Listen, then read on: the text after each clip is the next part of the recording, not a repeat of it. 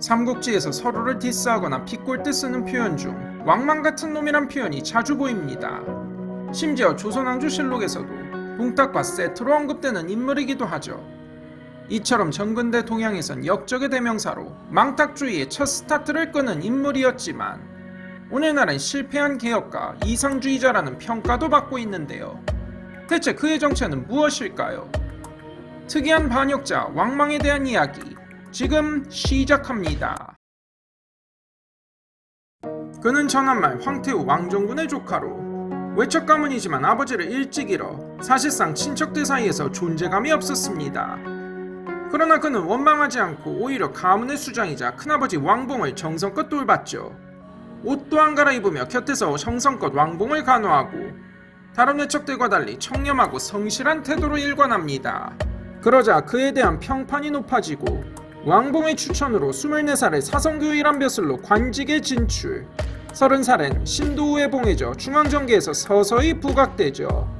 그러나 그럴수록 그는 철저히 처신해 주변의 신뢰를 얻고 자신의 재물을 가난한 선비들에게 주는 등 명성이 높아지며 사실상 왕씨 집안의 실세로 부각됩니다. 그러나 이 정도 처신은 아무것도 아니었습니다. 황태후 왕정군의 또 다른 친인척인 순우장은 대사마 왕근의 후임자로 물망에 오르지만 왕망은 은밀히 왕근에게 접근해 형님이 아픈 틈을 타서 대사마는 자기 자리라며 설친다고 꼰지르고 빡친 왕근은 황태후에게 고하니 순우장은 괘씸죄로 파면당합니다. 그 뒤 위기에 처한 순우장이 왕망의 사촌 왕립에게 뇌물 주고 도움을 청하자 왕망은 이 사건을 비화시켜 두 사람을 정치적으로 매장해버립니다. 그리고 기원전 8년 그는 대사마에 올라 권력의 핵심이 됩니다. 그러나 왕망에게도 위기가 찾아오니 주색에 빠져 살던 한성재가 후사 없이 서거해버리자 한성재의 조카가 황제로 즉위하고 왕씨 일족은 새롭게 외척이 된 부씨 정씨일가에게 밀려 조정에서 떨려져 나갑니다. 왕망도 자신의 영재로 이때 쫓겨가고 그곳에서 취중은 듯 숨어 지내는데 그의 둘째 아들이 그만 사고를 치고 맙니다. 둘째 아들 왕에게 손해 집안의 노비가 목숨을 잃었는데 왕망은 이를 보며 노비도 귀한 목숨인데 네가 무슨 권리로 이러냐며 둘째를 자결시키고 이로 인해 왕망에 대한 동정론과 찬양 여론이 일어나 조정을 장악한 부시일파도 어쩔 수 없이 태왕태후 왕씨를 병간호하란 구실로 왕망을 조정으로 다시 부릅니다. 한나라 황제들은 요절 징크스가 있는지 기원전 1년 한 애제도 재위 7년 만에 병사하고 왕망과 태왕태후는 발빠르게 움직여 정씨, 부시일파를 숙청하고 후계를 정하니 바로 한평제입니다. 왕망은 또 다른 외척의 부상을 막고자 평제의 외가치 위씨들을 숙청하고 자신의 딸을 황후로 삼으니 천하는 그야말로 왕망의 것이었습니다. 왕망은 권력의 위협이 되면 같은 왕씨 집안도 손속이 없었는데 그 왕씨 중엔 자신의 장남 왕후도 있었습니다. 황제의 외갓집을 함부로 핍박했다가 나중에 커서 황제가 보복할지 모른다며 미신을 조작해 왕망을 설득하려다 들통이 났는데 이 해프닝으로 빡친 왕망이 관련자들의 목을 날려버리고 자신의 큰아들에게도 자결을 명한 것입니다. 정말 권력 앞에서 무자비한 그였습니다. 왕망은 대사마 대장군 안항공에 올라 한나라를 좌지우지하더니 서기 6년 한평제마저 독살해버리고 유자영을 옹립해 스스로 섭정왕제를 자칭합니다. 그 뒤에 붉은 돌에 왕망이 황제가 되라는 계시가 적혔다는 둥 선전공작을 펴서 민심을 끊임없이 현혹시킨 그는 결국 선양이라는 위선적인 형식으로 유자영을 끌어내리고 이때도 울면서 나는 싫지만 어쩔 수 없다며 탄식하는 쇼를 하더니 서기 8년에 신나라를 세웁니다. 왕망은 유교적 대의명분을 내세운 언플과 쇼맨십으로 정적들을 제거했고 또한 세왕조의 제도개혁도 이런 유교적 이념에 바탕을 뒀습니다. 유학자들이 이상향으로 삼는 주나라식 제도를 도입해 모든 제도를 뜯어고쳤는데 이는 꽤나 성급했고 좋게 보면 이상적이고 나쁘게 보면 다소 망상적인 조치였죠. 정전제를 추진해 땅을 국가에 귀속시켜 매매를 금지하고 유랑민들을 막으려 했으나 이로 인해 사유재산이 부정당하니 백성과 호족들 양쪽의 반발을 사고 거기다 화폐개혁을 단행해 고액 화폐를 유통시켜 위조화폐가 판치고 상거래만 힘들게 하는 부작용을 초래했죠.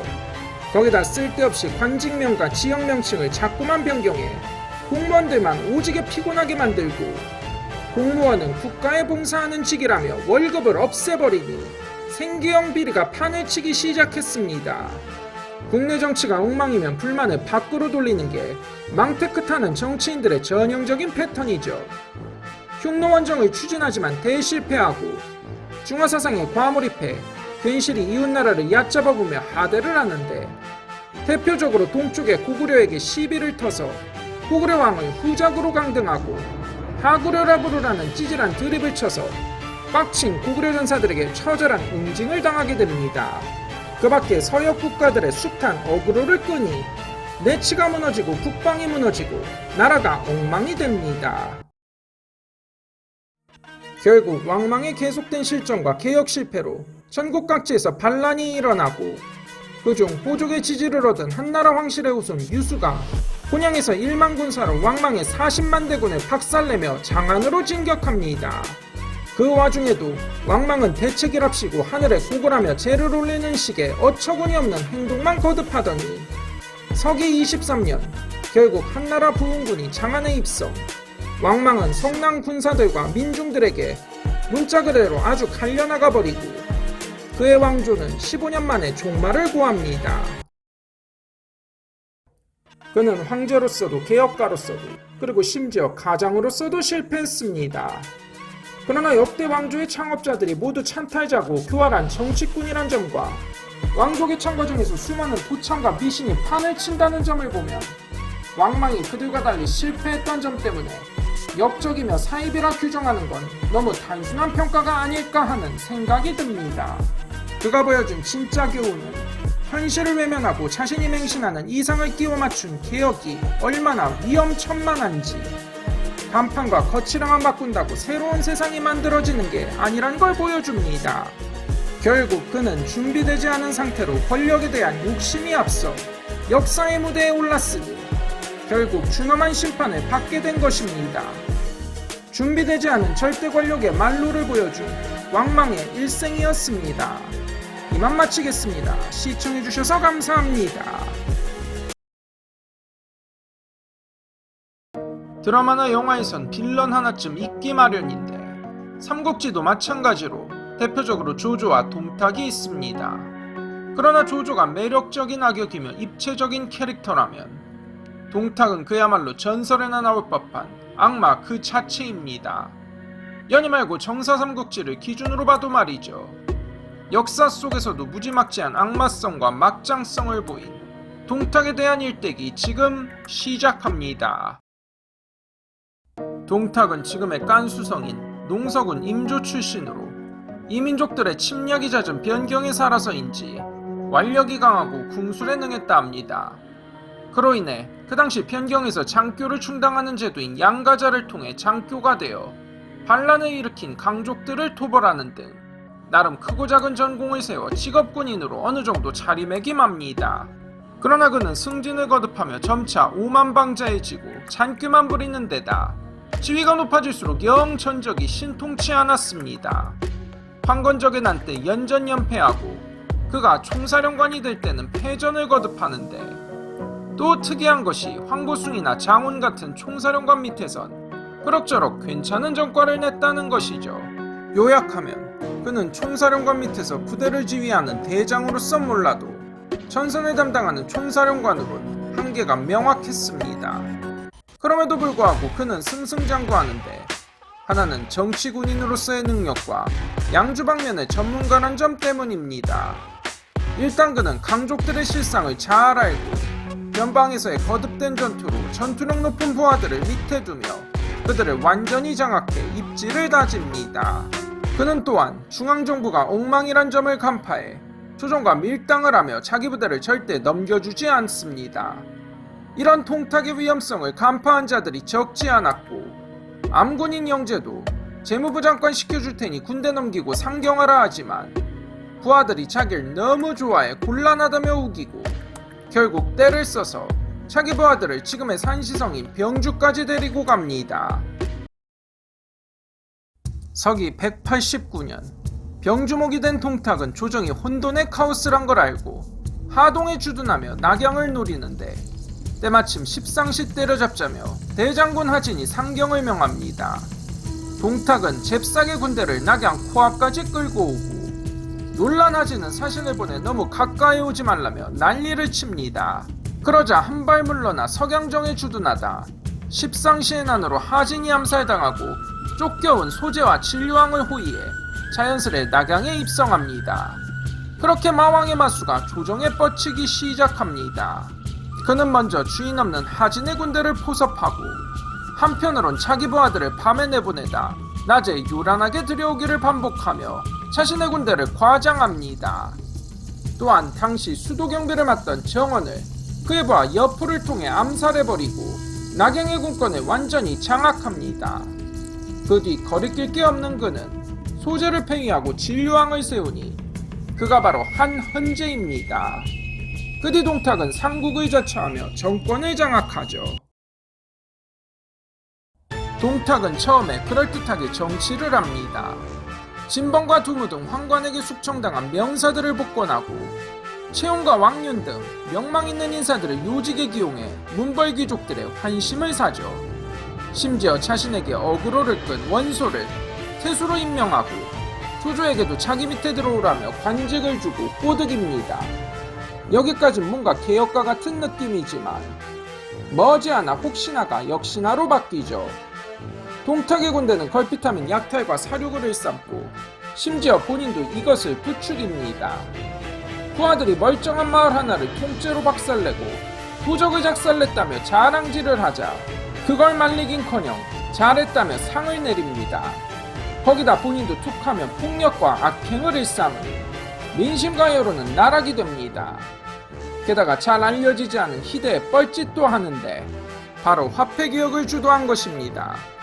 돈이란 무조건 많은 게 좋다고 생각했는지 마구잡이로 찍어대기 시작하고 돈을 주저하는 구리가 부족해지자 온갖 조잡한 불량화폐가 유통이 되니 경제는 그야말로 막장이 됩니다. 낙양 일대 경제가 작살나며 쌀 한 대를 사는데 자루로 동전 16kg이 필요하게 되고 백성들의 삶은 더 피폐해집니다. 그러자 사태를 살피던 지방태수들이 공기를 합니다. 서기 190년 정월 동탁의 폭정을 보다 못해 그 유명한 반동탁 연합이 봉기를 하지만 이름만 거창하지 동탁이 무서워 눈치만 살피는데 이들 중 조조와 손견 두 사람만 나서고 그 중에서도 손견이 연전연승을 거듭합니다. 확실히 사령관으로서 딸린 동탁은 손견의 기세에 겁을 집어먹고 낙양을 불태우고 장안으로 빤스러납니다. 그러나 손견 혼자선 장안까지 동탁을 추격하기 무리였고 결국 낙양에서 아이템 하나 건지고 후퇴를 하니 반동탁 연합은 그대로 무너집니다. 그러나 단 한 명의 군벌 손견조차 막지 못한 동탁의 중앙정부는 그 권위가 바닥까지 추락해 각지에서 군웅들이 조정을 무시하며 날뛰기 시작하고 동탁은 장안에서 정신 못 차리며 공포영화를 찍습니다. 추락한 권위를 세운답시고 공포정치만 일삼고 자기 친족들을 제후에 봉하며 백성들을 동원해 자신이 머무를 성을 쌓는데 그곳에 무려 30년치 식량과 재물을 저장합니다. 그는 부하 여포에게도 포악을 떠는데 뭔가 수틀리면 창자루를 집어들어 여포에게 던지면 난리를 치고 여포는 매번 그걸 피하며 사죄하는 일이 반복되니 직장인 여포는 불만이 쌓입니다. 심지어 동탁의 시녀와 몰래 사귀게 되어 하루하루가 가시방석인 상황. 이때 동양 사람인 사도 왕윤이 같이 동탁을 제끼자며 제안을 하고 결국 서기 192년 궁궐로 동탁을 유인한 왕윤은 여포를 시켜 동탁을 암살합니다. 그 뒤 동탁의 죽음에 대한 온갖 분풀이가 자행된 건 연희와 동일합니다. 동탁은 기민한 정치군인일 뿐 조조처럼 새 왕조를 일으킬 비전이 없었고 그랬기에 공포에만 의존했습니다. 부하들의 악행을 조장하고 때때로 자기가 주도하며 주변에 까불면 작살난다는 메시지만 전달하며 위협을 가하니 그야말로 막장 그 자체였습니다. 또한 이런 막장 통치로 한나라 조정의 권위를 완전히 박살내버리니 호시탐탐 기회 노리는 야심가들에게 그의 짓거리는 한마디로 하늘이 준 기회였죠. 그랬기에 그는 재평가의 여지가 없는 악인 그 자체였습니다. 삼국지의 시작을 연 영원한 악역 동탁의 일생이었습니다. 이만 마치겠습니다. 시청해주셔서 감사합니다. 삼국지의 진주인공부터 찬탈자란 악평까지 온갖 논란의 주인공인 난세의 가문 조조. 그러나 확실한 건 그가 없는 삼국지는 상상할 수 없으며 수많은 논란에도 불구하고 그가 한 시대를 뒤흔든 거인이란 점은 부인할 수가 없습니다. 중국 역사에 한획을 그어놓고 간 역사의 거물 조조의 이야기 지금 시작합니다.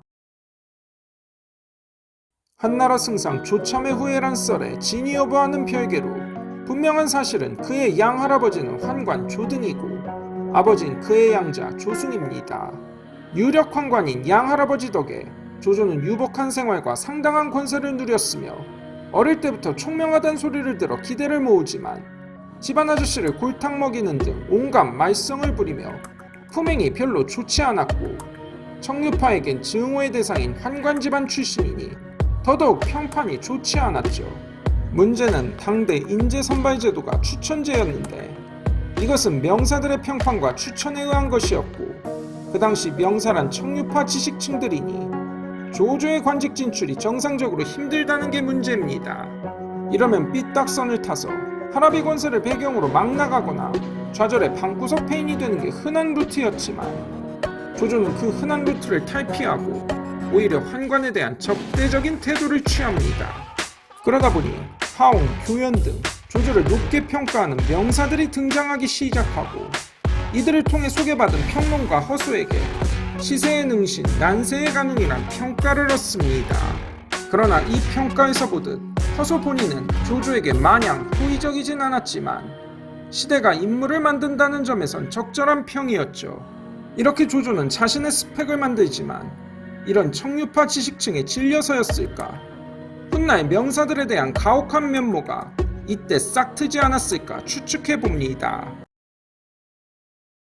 이렇게 벼슬을 시작한 그는 효렴으로 뽑힌 뒤 낙양 북부도의직에 추천되어 관직 생활을 하지만 환관들과 거리를 둡니다. 할아버지 후배인 십상시 건석의 아저씨를 두들 곁에 골로 보내는 등 환관들보다 청류파 지식층에 호응을 사려 하고 그 결과 그의 관직 생활은 상당히 꼬이기 시작하죠. 궁중암투에 관련되어 파직당하고 그 뒤 환관적인 한때 공을 세워 제남국상에 오르지만 지역 사이비 종교단을 때려잡다 그들의 로비로 파직당하는 등 등락을 거듭합니다. 그리고 어렵게 황제 근위군 장교가 되지만 동탁의 입경으로 수도가 복마전으로 변하자 관직을 버리고 고향에서 의병을 모집. 그러나 반동탁군의 무성의한 태도와 거듭된 패전으로 좌절하는 등 그의 출발은 영 심통치 않았지만 그런 그에게 기회가 찾아옵니다. 연주 일대가 군웅 간의 다툼과 흑산적의 침투로 혼란해지자 동군에 자리 잡고 청주 황건적을 토벌해 위세를 떨치며 30만에 달하는 황건적 세력 중 정예를 뽑아 청주병을 결성. 이어 연주 자사로 추대되어 군웅으로 어느 정도 자리매김합니다.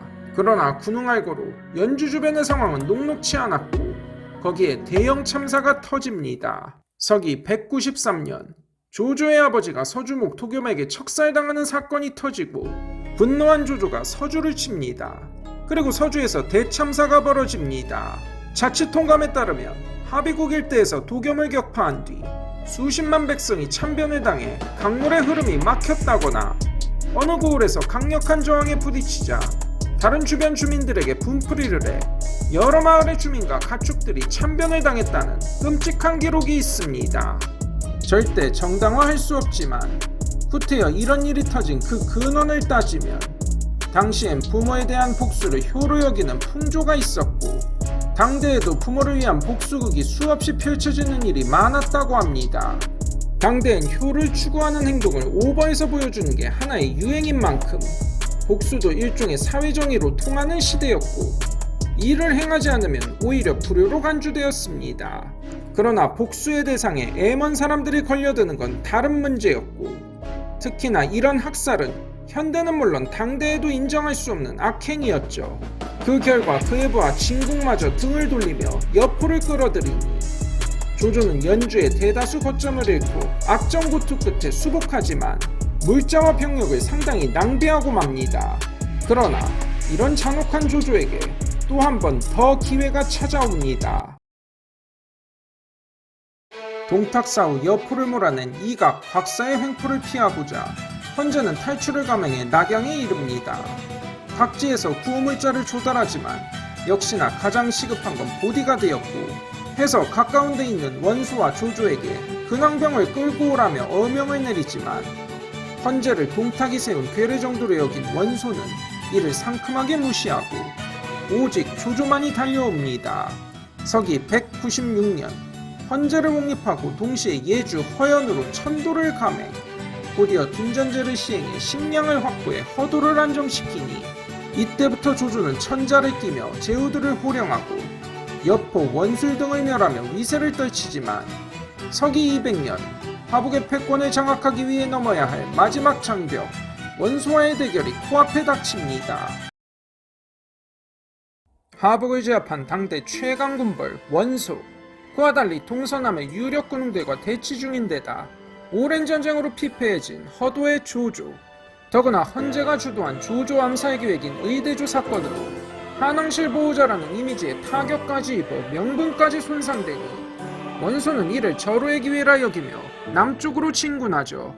원소군 11만, 조조군은 3만여로 추정되는 열세에도 서기 200년 2월부터 시작된 전쟁은 그럭저럭 조조의 호수비로 유리하게 전개됩니다. 성동격서로 적의 주력을 유인하고 빠른 기동력으로 허점을 치는 식으로 원소군을 끈질기게 괴롭히고, 그 와중에 조조의 게스트 관우가 원소의 맹장 알량을 참하는 등 대박이 터지지만 결국 시간이 지나 전세가 불리해져 관도까지 후퇴합니다. 양군이 일진일퇴를 거듭하는 중 조조 측은 군량이 바닥나며 위기에 봉착하지만 원소 진영에서 내분이 일어나 책사 허유가 투항하고, 그를 통해 오소의 병참기지를 파악한 조조가 직접 기습을 감행하니 원소군은 큰 타격을 입고, 그 와중에도 책임 소재 따진답시고 진영에서 내분이 일어나 전세는 조조에게 기웁니다. 원소의 맹장 장압이 투항하고 이어 총공격을 가하니 결국 관도대전은 조조의 승리로 끝나고 맙니다. 서기 202년 원소가 세상을 뜨고 이 틈에 일어난 내분을 틈타 서기 207년 오한과 원시들을 제압해 화북을 통일한 조조는 남방으로 눈을 돌립니다. 거리낄 게 없는 조조는 서기 208년 승상에 취임하고 후려라는 불명예를 뒤집어 씌워 청류파의 아이돌이자 조조의 저격수 공용을 척살해버립니다. 그리고 대망의 천하 통일을 위한 남방 원정군을 일으키는데 처음엔 승승장구의 형주를 장악하지만 서기 208년 11월 적벽에서 손유연합군에 참패하며 천하 통일의 꿈이 좌절되고 그 세력이 화북에 한정됩니다. 어쩔 수 없이 조조는 굳히기에 들어가 서기 210년 구열령을 발표하는 등 내치에 힘쓰고 서기 211년 오랜 우환인 양주의 군은 마초를 격파해 화북 일대 장악을 공고히 함과 동시에 한왕실 찬탈 작업도 병행합니다. 원소의 옛 영토 위군 일대를 근거로 삼아 서기 213년 위궁에 서기 216년 위왕에 오르며 위나라의 기반을 다지고 북황후를 제거하는 등 한왕실을 완전히 장악합니다. 또한 문벌귀족과 유력 지식층을 손봐주는 작업도 착실히 하는데 위공주기를 반대한 핵심 참모 순욱이 의문사를 당하고 후계구도에 개입한 명문가 천재 양수와 최염 등을 척살합니다. 물론 이들이 조조의 심기를 건드리긴 했지만 투항한 항장들이나 거만한 손님 관우를 대한 태도를 보면 심한 온도차가 느껴지는 건 어쩔 수가 없습니다. 어쨌든 이러저러한 작업을 통해 세왕조의 기반을 다지지만 그는 끝내 황제가 되지는 못합니다. 서기 214년 형주를 장악한 유비가 파촉을 점거하며 삼국시대가 본격화되고 광동의 송건도 건재한 상황, 여전히 한왕실 추종 세력은 조조 말년까지 쿠데타를 일으키고 거기다 한중 형주 공방전으로 주병 정세도 심상치 않으니 천하의 조조도 눈치를 보는 상황입니다. 거기다 조조도 어느덧 환갑을 넘긴 노년이 되며 예전 같지 않게 어딘가 무기력한 면모를 보이기 시작합니다. 서기 219년 12월 오와 협격해 관우를 무너뜨리고 그 수급을 받은 조조는 한숨 돌리지만 관우의 공세로 스트레스가 쌓였는지 한 달 뒤인 서기 220년 정월에 조비에게 후사를 맡기고 서거합니다. 그리고 조비는 아버지의 계승 작업을 이어받아 공식적으로 후한이 망하고 위나라가 세워집니다. 조조는 호조법, 둔전제 등 행정개혁은 물론 조조가 남긴 법들을 정리해 위나라 때 제정된 위율 18편이 후대 왕조에도 영향을 주고 북방의 평정에 이민족의 기세를 꺾는 등 중국사에 큰 영향을 끼칩니다. 그러나 그는 결국 천하통일에 실패를 하는데 그 시대에 조조 못지않은 수많은 능력자들이 많았던 것도 있지만 가장 큰 것은 그가 덕을 쌓는 데 실패한 것입니다.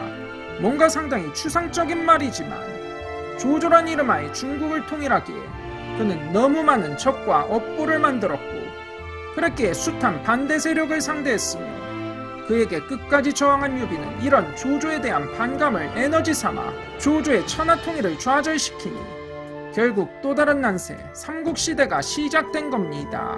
거기다 그는 문사들에게 유독 가혹했으니 이로 인해 그에 대한 평가도 복잡해진 것이 아닐까 그런 주관적인 피셜을 해봅니다. 영웅인 듯 영웅 아닌 듯하며 간웅인 듯 간웅 아닌 듯한 참으로 복잡한 인물인 조조의 일생이었습니다. 이만 마치겠습니다. 시청해주셔서 감사합니다.